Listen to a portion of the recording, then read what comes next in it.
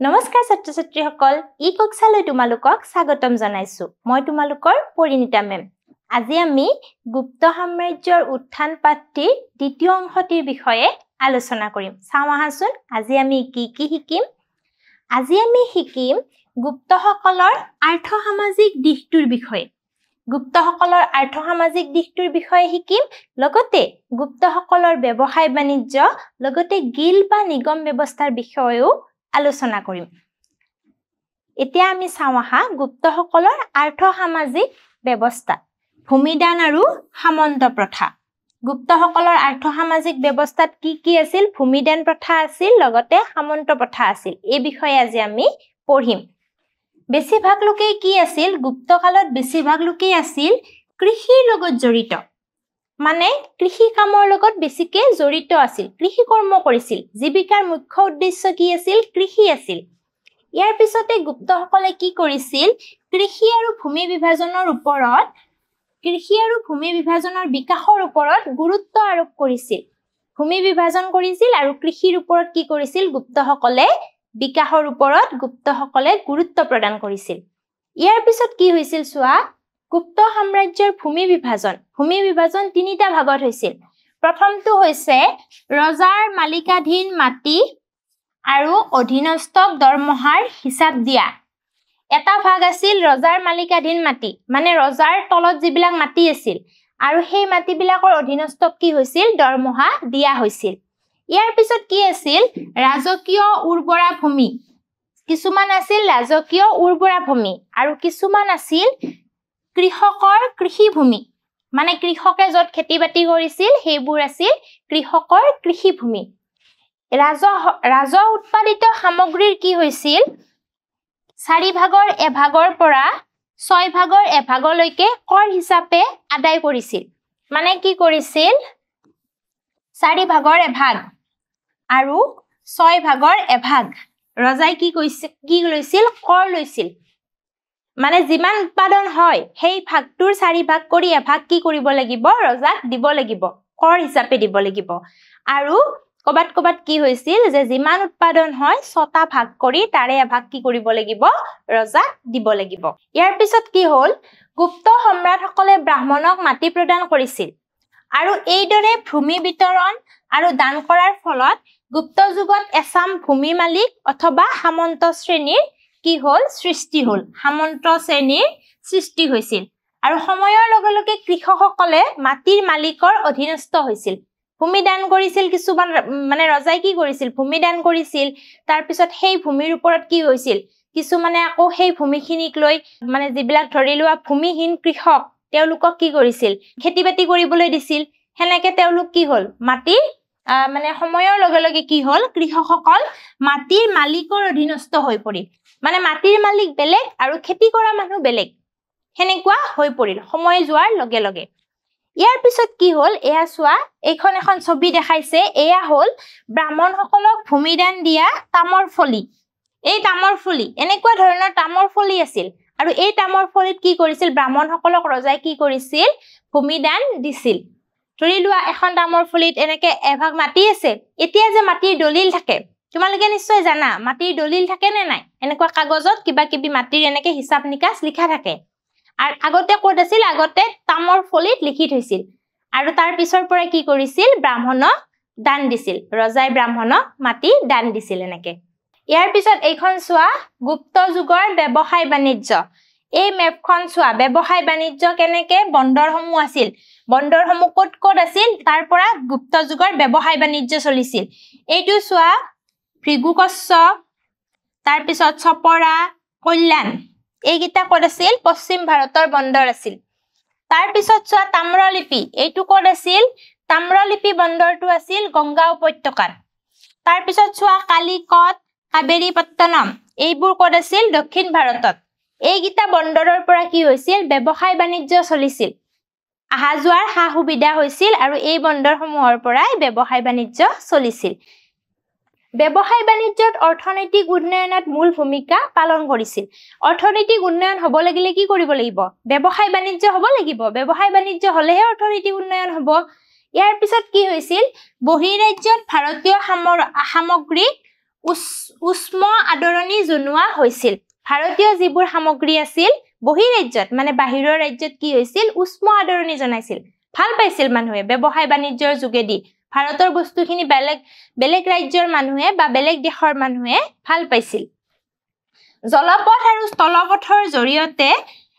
সাম্ৰাজ্যৰ ভিতৰত আৰু বাহিৰত দুয়োটাতে ব্যৱসায় বাণিজ্য চলিছিল মানে জলপথো আছিল স্থলপথো আছিল জলপথ মানে কি সাগৰৰ মাজেৰে যোৱা পথ বা নদীৰে যোৱা যিটো পথ জলপথ আৰু স্থলপথৰ মাজেৰে কি হৈছিল ব্যৱসায় বাণিজ্য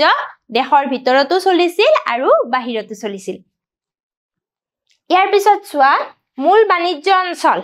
কি অঞ্চলত মূলত বাণিজ্য হৈছিল মূল বাণিজ্য অঞ্চল হল ৰোমান দক্ষিণ পূব এছিয়া আৰু চীন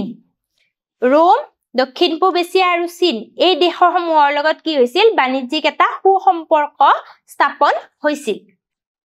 ইয়াৰ পিছত চোৱা মুখ্য বন্দৰসমূহ আমি মেপখনত আগতে পঢ়িলো বন্দৰসমূহৰ কথা হয় নে নাই এতিয়া চোৱা ইয়াতে আকৌ এবাৰ তোমালোকে চাই লোৱা মুখ্য বন্দৰসমূহ প্ৰথমটো হল ভৃগুকচ্ছ এইটো ক'ত আছে পশ্চিম ভাৰতত ভৃগুকচ্ছ বন্দৰটো ক'ত আছে পশ্চিম ভাৰতত চপৰা আৰু কল্যাণো ক'ত আছে পশ্চিম ভাৰততে আছে এই দুটা বন্দৰো ক'ত আছে পশ্চিম ভাৰততে আছে লগতে কাবেৰীপট্টনম আৰু কলিকট কাবেৰীপট্টনমটো ক'ত আছে দক্ষিণ ভাৰতত আছে দক্ষিণ ভাৰতত আছে কাবেৰীপট্টনম আৰু কলিকট দক্ষিণ ভাৰতত আছে আৰু এই তাম্ৰলিপি বন্দৰটো ক'ত আছে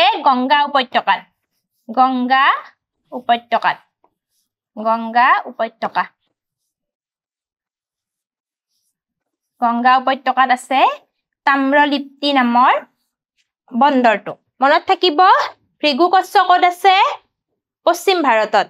চপৰা ক'ত আছে পশ্চিম ভাৰতত কল্যাণ ক'ত আছে পশ্চিম ভাৰতত কাবেৰীপট্টনম ক'ত আছে দক্ষিণ ভাৰতত কালিকট ক'ত আছে দক্ষিণ ভাৰতত আৰু তাম্ৰলিপ্তি ক'ত আছে গংগা উপত্যকাত এতিয়া চোৱা সমুদ্ৰগুপ্তৰ দিনৰ সোণৰ মুদ্ৰা এই মুদ্ৰাটো দেখিছানে এইটো হল ৰজা সমুদ্ৰগুপ্তৰ দিনৰ সোণৰ মুদ্ৰা আৰু গুপ্ত যুগত সোণ আৰু ৰূপৰ মুদ্ৰাৰ লগতে কৰিৰ ব্যৱহাৰো কৰা হৈছিল সোণৰ মুদ্ৰাও আছিল ৰূপৰ মুদ্ৰাও আছিল লগতে কৰিৰ ব্যৱহাৰো আছিল ইয়াৰ পিছত চোৱা ৰপ্তানি কৰা সামগ্ৰীসমূহ এই যে সামগ্ৰীসমূহ পালো আমি আমদানি ৰপ্তানি কিছুমান সামগ্ৰী কি হৈছিল বাহিৰৰ দেশৰ পৰা আমাৰ দেশলৈ আহিছিল আৰু কিছুমান সামগ্ৰী কি হৈছিল ৰপ্তানি হৈছিল আমাৰ দেশৰ পৰা বাহিৰলৈ গৈছিল সেই সামগ্ৰীসমূহ কি চোৱা মছলা চন্দন কাঠ হাতীদাঁত শিল মুকুতা সুগন্ধি ঔষধি গছ জীৱ-জন্তু এই সামগ্ৰীসমূহ কি হৈছিল আমাৰ ভাৰতবৰ্ষৰ পৰা আন দেশলৈ ৰপ্তানি হৈছিল ইয়াৰ পিছত চোৱা নিগম বা গিল ব্যৱস্থা কি শুনিছা নে নাই নাম নিগম ব্যৱস্থা বা গিল ব্যৱস্থাৰ নাম শুনিছা নিগম বা গিল ব্যৱস্থা হল ব্যৱসায় বাণিজ্য কৰিবলৈ বাণিজ্য ব্যৱসায়ৰ তদাৰক কৰা স্বপ্ৰশাসিত সংস্থা স্বপ্ৰশাসিত মানে নিজে তোমাৰ ব্যৱসায় বাণিজ্য কৰিবলৈ বেংকৰ দৰে ব্যৱসায় বাণিজ্য কৰিবলৈ তেওঁলোকে এটা স্বপ্ৰশাসিত সংস্থা স্থাপন কৰিছিল আৰু তাৰ নাম দিছিল কি নিগম বা গিল ব্যৱস্থা আৰু এই গিলবোৰে কি কৰিছিল বেংকৰ দৰে ব্যৱসায়িক টকা ধাৰে দিছিল বেংকে যেনেকে লোন দিয়ে জানানে নাই লোন ব্যৱস্থাৰ কথা ঋণ দিয়ে নহয় বেংকে ব্যৱসায় কৰিবলৈ মানুহক কি লাগে মূলধন থাকিলেহে ব্যৱসায় কৰিব পাৰে বেংকে যেনেকে ঋণ দিয়ে তেনেকে এই নিগম বা গিল্লে কি কৰিছিল ব্যৱসায় কৰিবৰ বাবে টকা ধাৰে দিছিল তাৰ পিছত ইয়াৰ ফলত কি হৈছিল গুপ্ত যুগত এটা পুঁজিবাদী শ্ৰেণীৰ উত্থান ঘটিছিল মানে নিগম বা গিল ব্যৱস্থাটো কি যাৰ টকা পইচা আছে সিহে স্বপ্ৰশাসিত সংস্থা ন হেতু যাৰ টকা পইচা আছে সিহে স্থাপন কৰিব পাৰিব তাৰ পিছত কি কৰিব এছাম ব্যৱসায়িক ঋণ দিব ঋণৰ বিনিময়ত কি ল'ব সুত লোৱাৰ পিছত কি হ'ল এনে ধৰণে এটা পুঁজিবাদী শ্ৰেণীৰ উত্থান ঘটিল জানি থওঁ আহা গুপ্ত যুগৰ উপকূলীয় অঞ্চলত গঢ়ি উঠা বন্দৰসমূহৰ ব্যৱসায় বাণিজ্যৰ বাবে ব্যৱহাৰ কৰা হৈছিল আমি যে বন্দৰসমূহ পালো কি পালো ভৃগুকচ্ছ তাৰ পিছত পালো আমি ভৃগুকচ্ছ কাবেৰীপত্তনম কালিকট চপৰা কল্যাণ তাম্ৰলিপ্তি এই যে বন্দৰবোৰ আমি পালো এই বন্দৰবোৰে কি কৰিছিল ব্যৱসায় বাণিজ্যৰ বাবে ব্যৱহাৰ কৰা হৈছিল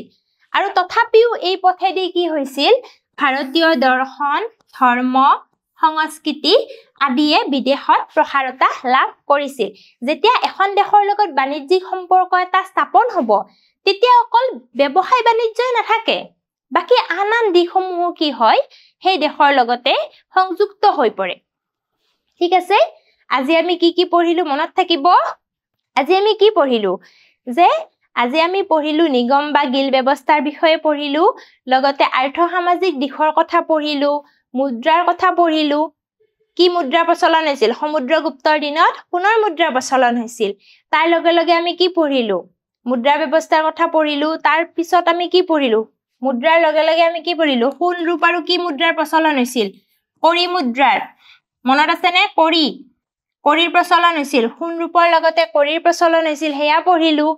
আৰু কি পঢ়িলো ব্যৱসায় বাণিজ্য কৰাৰ কাৰণে বন্দৰসমূহৰ কথা পঢ়িলো কেইটামান বন্দৰ পালো নহয় এইমাত্ৰ যে কলো ভৃগুকচ্ছ চপৰা কল্যাণ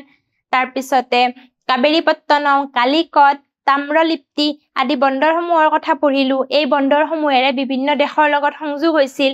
আৰু কি দেশৰ লগত সংযোগ হৈছিল পঢ়িলো ৰোম দেশৰ লগত কেনেকে ব্যৱসায় বাণিজ্যৰ সম্পৰ্ক স্থাপন হৈছিল লগতে তোমাৰ ৰোম দেশৰ লগতে চীন দেশৰ লগত কেনেকে হৈছিল সেইবোৰ পঢ়িলো বুজি পাইছা নিশ্চয় এতিয়া আমি আগবাৰো মূল্যায়নৰ ফালে মূল্যায়নত চোৱা গুপ্ত সাম্ৰাজ্যৰ ভূমি বিভাজন কেই প্ৰকাৰৰ আছিল ভূমি বিভাজন পঢ়িছিলো নহয় গুপ্ত সাম্ৰাজ্যৰ দক্ষিণ ভাৰত আৰু উত্তৰ ভাৰতৰ ভূমি বিভাজন পঢ়িছিলো কেইটা ভাগত বিভক্ত আছিল ভূমি বিভাজন গুপ্ত সাম্ৰাজ্যৰ ভূমি বিভাজন কেই ভাগত বিভক্ত কৰা হৈছিল তিনি ভাগত তিনিটা ভাগ আছিল মনত থাকিব ঠিক আছে এতিয়া আমি চাও আহা গংগা উপত্যকাত থকা বন্দৰটোৰ নাম কি আছিল তাম্ৰলিপ্তি কল্যাণ চপৰা গংগা উপত্যকাত কোনটো আছিল গংগা উপত্যকাত আছিল তাম্ৰলিপ্তি কল্যাণ আৰু চপৰা ক'ত আছিল পশ্চিম ভাৰতত থাকিব মনত ঠিক আছে 3 নম্বৰ প্ৰশ্নটো চোৱা গিলবোৰে বেংকৰ দৰে ব্যৱসায়িক টকা ধাৰে দিছিল শুদ্ধ নে অশুদ্ধ গিলবোৰে ব্যৱসায়িক টকা ধাৰে দিছিল নে গিল বা নিগম ব্যৱস্থাৰ কথা পঢ়িছিলো নহয় গিলবোৰে ব্যৱসায়িক কি কৰিছিল টকা ধাৰে দিছিল সেইকাৰণে এটো কি হ'ব শুদ্ধ তোমালোকে ক্লাছটো নিশ্চয় বুজি পাইছা আজিলৈ ইমানতে এৰিছো ইয়াৰ পৰৱৰ্তী খণ্ডত আমি পৰৱৰ্তী এই অংশৰ বিষয়ে আলোচনা কৰিম ধন্যবাদ